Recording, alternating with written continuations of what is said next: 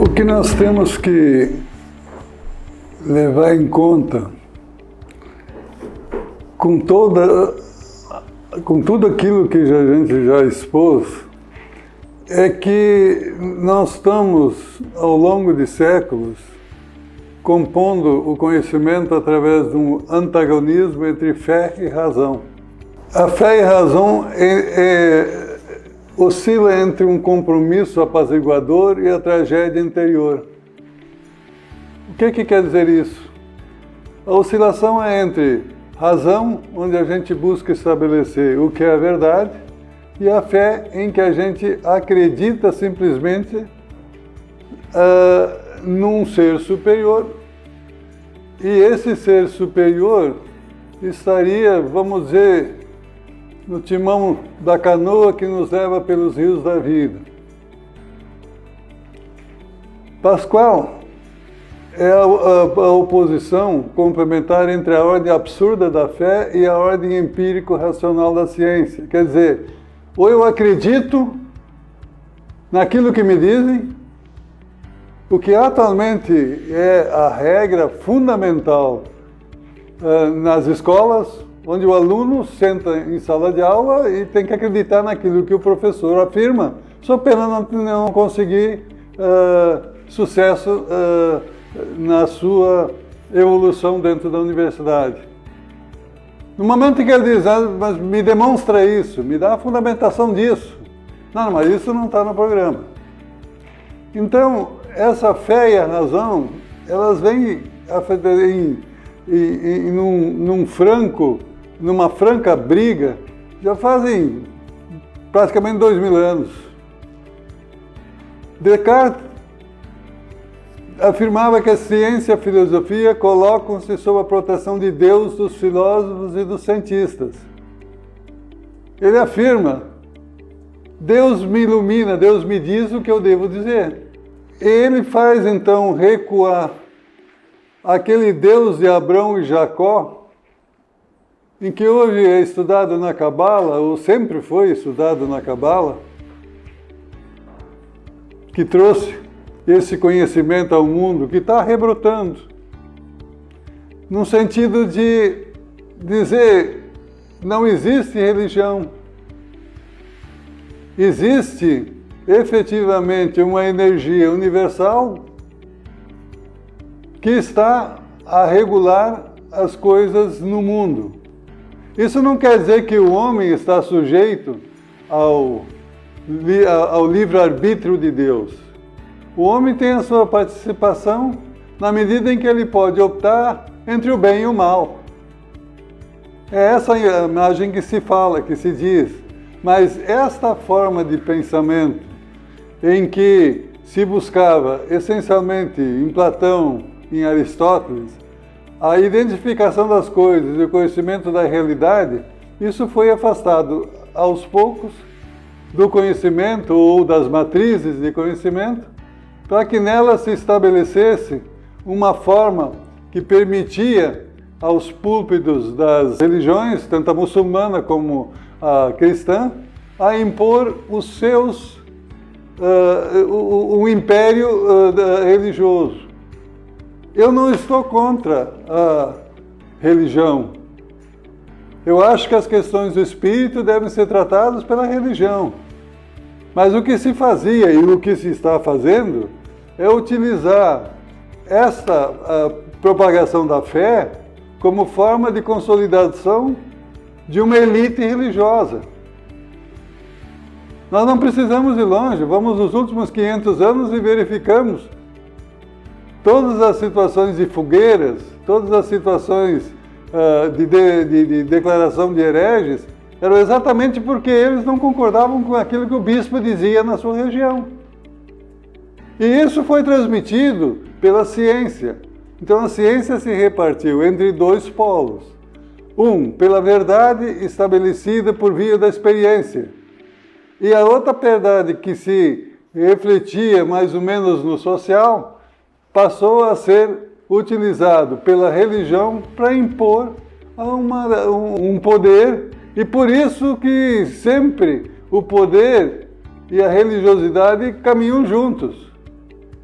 Porque os púlpitos religiosos normalmente estão aí para confirmar e apoiar aquilo que os imperadores do Estado impõem.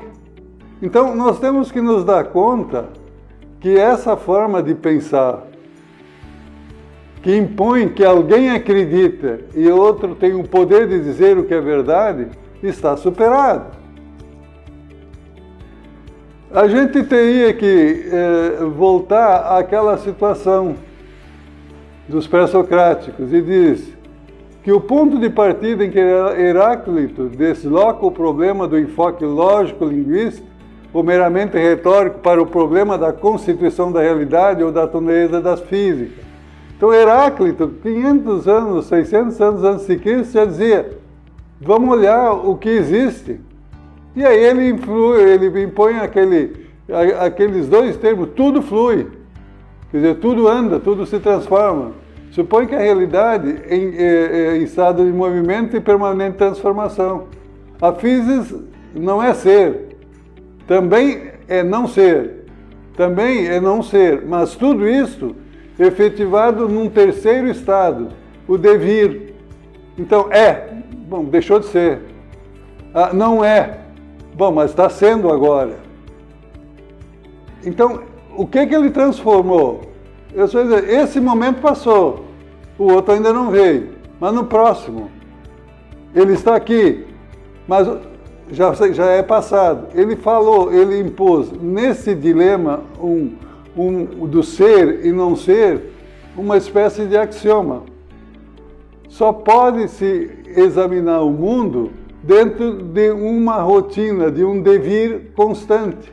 Ele vai para o futuro e estabelecer um momento e destacar esse momento como algo que representa a realidade total é impossível. Mas isso foi dito antes de 500 anos antes de Cristo. E contra essa forma de pensar é que as entidades religiosas, essencialmente depois de 70 depois de Cristo, começaram a se rebelar, compondo um poder junto com o poder político dos imperadores, e com isso a história se desenvolveu. Mas isso é passado, a história, vamos deixar a história para uma situação dos historiadores. Não é. Ela está acontecendo hoje. A gente pega, toma um determinado contexto, isolado de toda uma evolução, e dele faz um cavalo de batalha dizendo que a realidade é aquilo. Nós precisamos, então, verificar o que nos diz Morin sobre isso. O sentido do ser é assim plenamente determinado. O ser em seu significado mais forte é a substância. Então ele transfere essa situação para uma situação real. E a substância, num primeiro sentido, é matéria. Num segundo sentido, mais próprio, é símbolo. E num terceiro sentido, por excelência, é forma. Então nós temos que verificar essas três condições. Desse modo, compreende-se por que Aristóteles chamou a forma de causa primeira do ser, pois ela informa a matéria que funda a existência. Mas isso é balela, isso é uma questão muito superficial, meio transcendental. Não é. Ele diz o seguinte, nós primeiro precisamos olhar essas três fases e identificar a forma. Então, mas qual é o problema que tem referência ao direito tributário? Qual é a forma de receita? Qual é a forma de propriedade? Como é que se conforma a prestação de um serviço? Está identificado aqui. Como é que eu simplesmente posso traçar aqui o que nós chamamos de paradigma? É essa questão que deve ser examinada. Não, mas eu sei o que é renda. Sabe? Até hoje os tribunais não disseram o que é renda. E será que isso é importante para a interpretação constitucional tributária? Se isso não for importante, me digam o que é importante. E aí nós vamos começar, e a próxima lição, nós vamos tentar começar com aquilo que Kelsen diz.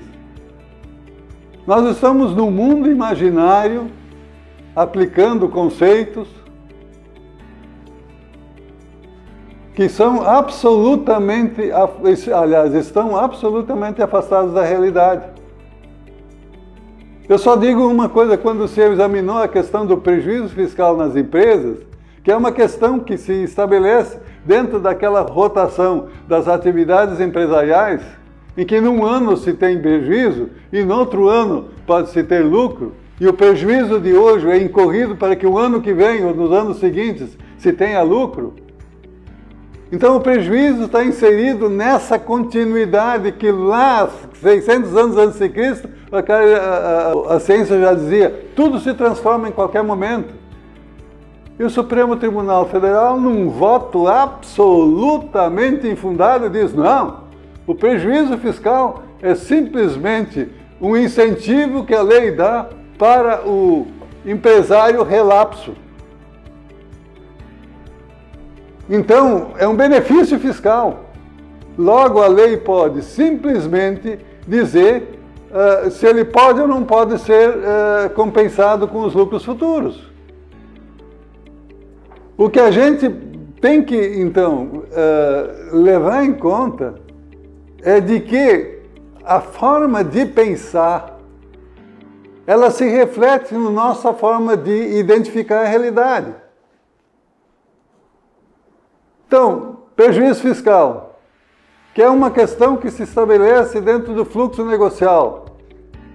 E muitas vezes se incorre em prejuízo de 1, 2 anos quando se reformula uma atividade para buscar lucro futuro. Ah não, esse prejuízo fiscal não conta, ele não está naquela atividade que impôs o lucro, ou que faz gerar o lucro. Então, se isola essa parte. Como Descartes já dizia, pega essa parte e trata ela separadamente.